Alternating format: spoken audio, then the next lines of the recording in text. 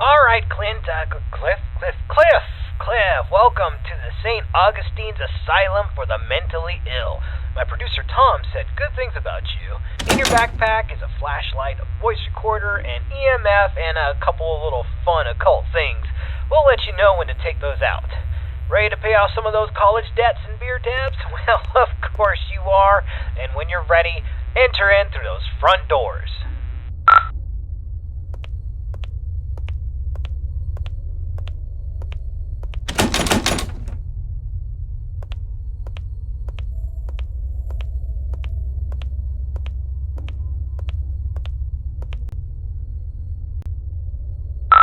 Well, it is a hospital. I mean, it would be weird if there wasn't any type of anatomy stuff.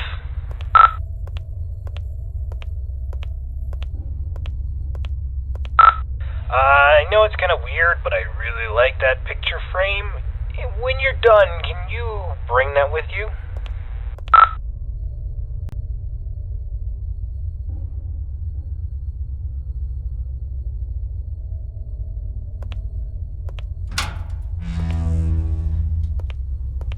Nice, the door was unlocked. It can get a little sticky sometimes. So here's the story behind the St. Augustine's Asylum for the Mentally Ill. It was founded in the 1880s, closed in the 1960s, and a lot of nasty stuff happened here. I mean, this place is only supposed to house around 500 patients, but at its peak, it was around 3,300 patients in here. I mean, the place was, less of a hospital and more of a place where you dropped your problems off and hoped they disappeared.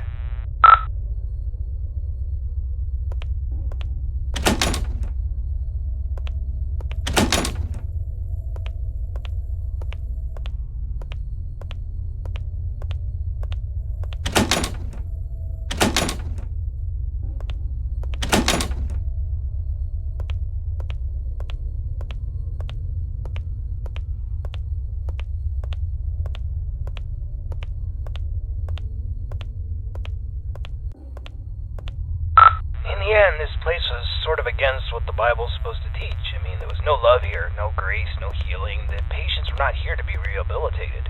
Ordinary people just wanted them gone for public. They shoved those with non-threatening mental conditions or those deemed inappropriate to society together with legitimate psychopaths and murderers and other violent monsters and basically said, let God sort it out. The atrocities in here are just too much to count. The death toll was unreal. The violence, the disease, the abuse, nobody cared. And once you came to this place, you never left.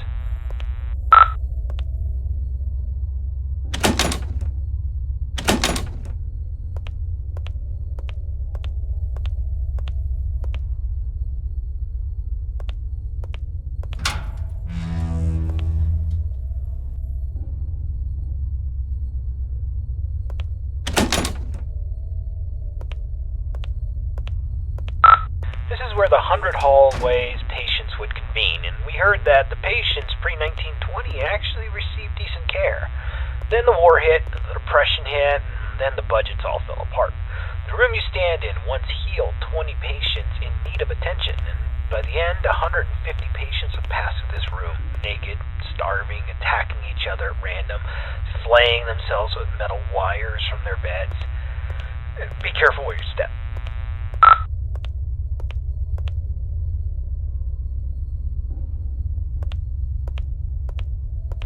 Alright, this is a good place to start. I want you to take out your voice recorder, and I'll hopefully be able to awaken this place. Okay, spirits of St. Augustine, please reveal your presence to us. Show us that you are in this room. Feel free to interact with anything, or speak to us. Use your words, use your voice, and let us know that you're here. Okay, play that back. Just know that you're here.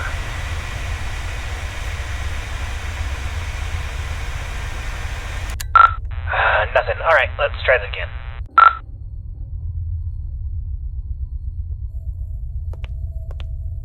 Alright, let's try this. Ghosts of St. Augustine, please let us know that you are still in this hospital. I give you permission to reveal yourself. I give you permission to come to life. Just give us a sign that you're here. Tell us where you are. Speak to us now. now into this microphone.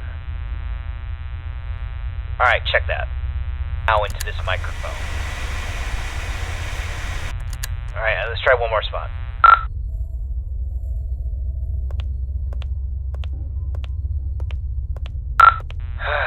Ghosts of St. Augustine, you're all a bunch of ghoulish pricks. Show up or piss off!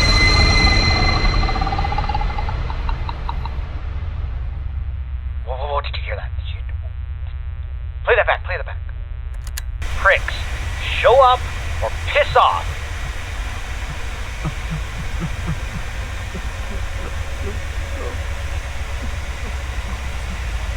Oh! Alright, looks like we got an investigation. Alright, I want you to go down the morgue hallway, and we're going to continue our investigation in the other gathering area.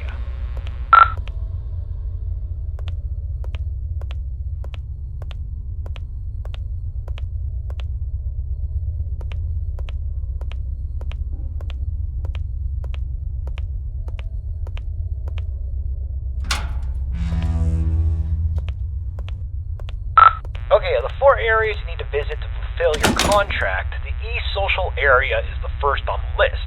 This is the area where the inmates who are deemed a danger to society would convene. You'll go to this room and perform a summoning ceremony. So walk into the center and we will begin.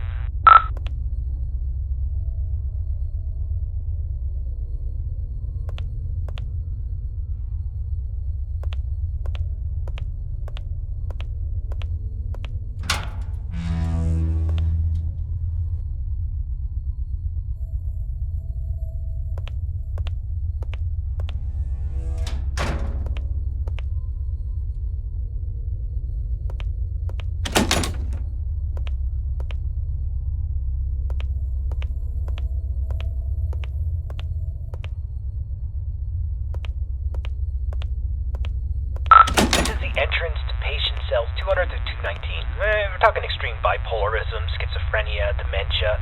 Not necessarily dangerous, but it could be a challenge for society. Dang, the door's locked. This sucks.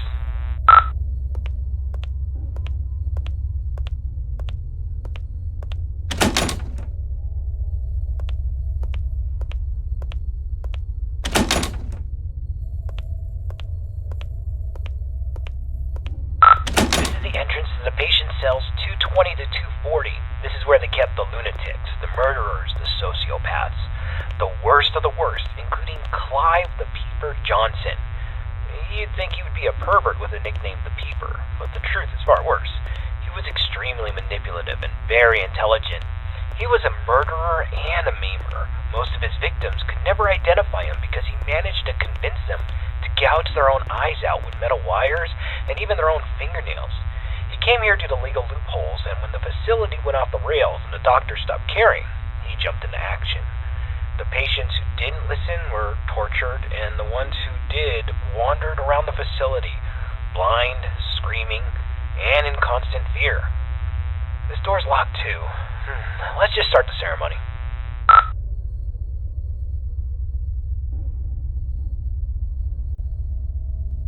Spirits inside this asylum, we know that you're here. We release you from your restraints. Come forward and live again. This person is no longer shielded from the realm of the dead.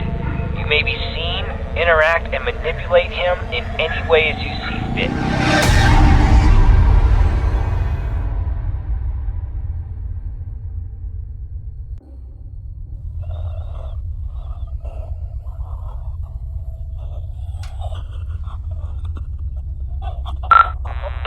Stand there. Go check it out.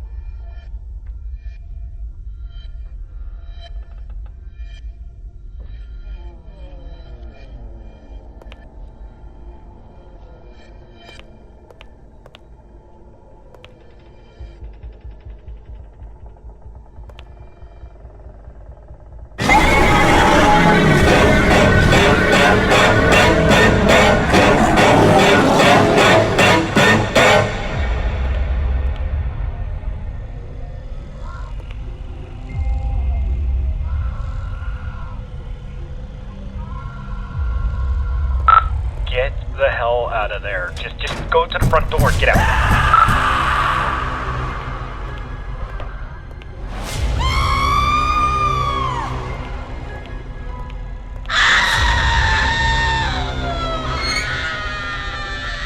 Alright, get out of this hallway and take your second right.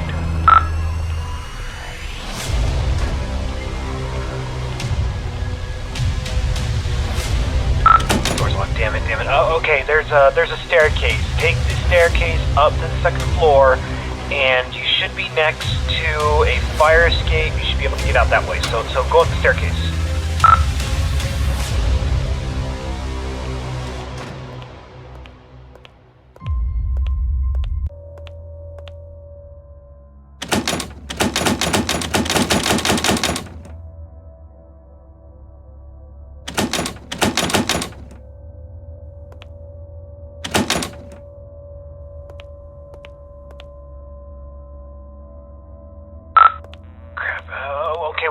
Let's go get something to pry this door open. Go back downstairs. I bet you there was something downstairs we could probably use.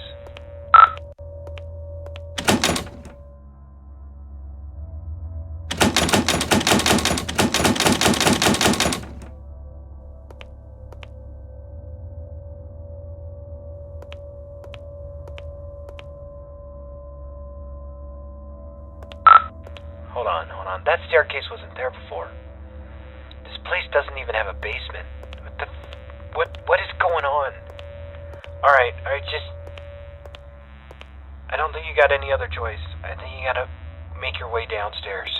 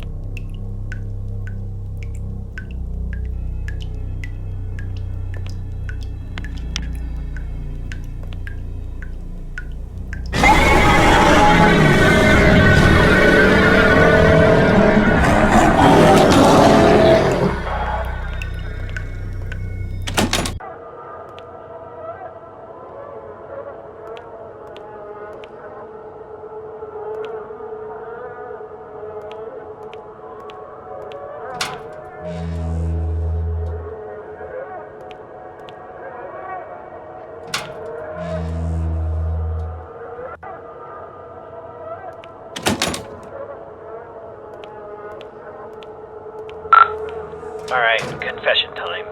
It's about the eyes. I kinda had this from you. There's an urban legend, and I repeat, it's an urban legend about the peeper, Clive Johnson. You see, there was a patient who suffered from dementia and swore that Clive was more than just a mere man, and he would kind of haunt this patient all throughout the day. Rampant hallucinations that progressively got worse, but at night he never saw the peeper.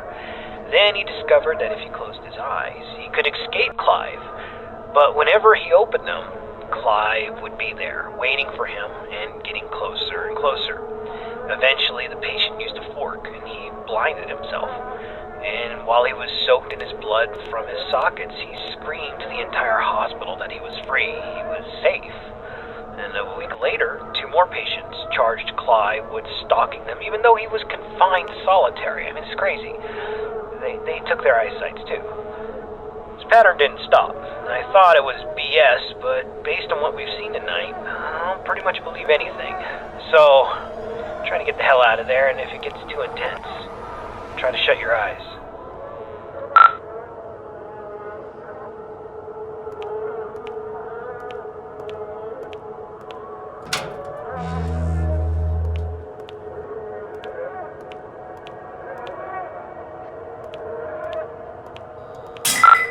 Damn flashlight broke. I can't use that anymore.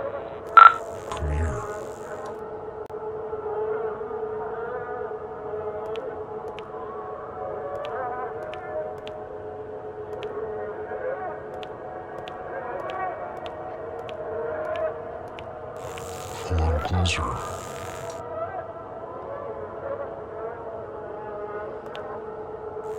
I see you now. Run! He sees you!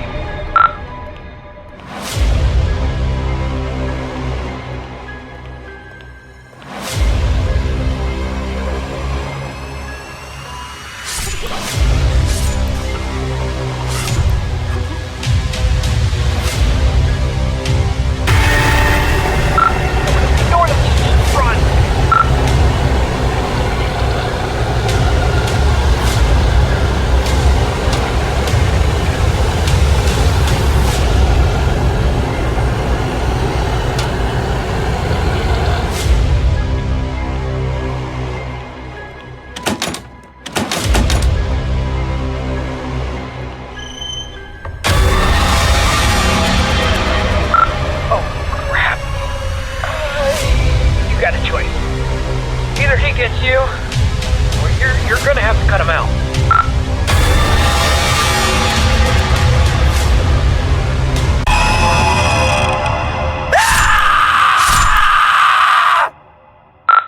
Holy crap, man. I can't believe you just did that. You freaking gouged your eyes out with a scalpel. Are you alright? I know you're not. Holy crap. Alright, we're getting a picture from your camera. Bad news is it's pitch black. There's no light. Your room, there's nothing I could see. The flashlight went out, and we don't even know where you are. I'm not going in there. Are you going in there? I'm not going in there. Hell no. Look, if you can't feel anything, I'm sorry, but we're not coming. I'm sorry, man. I have to go. I'm sorry.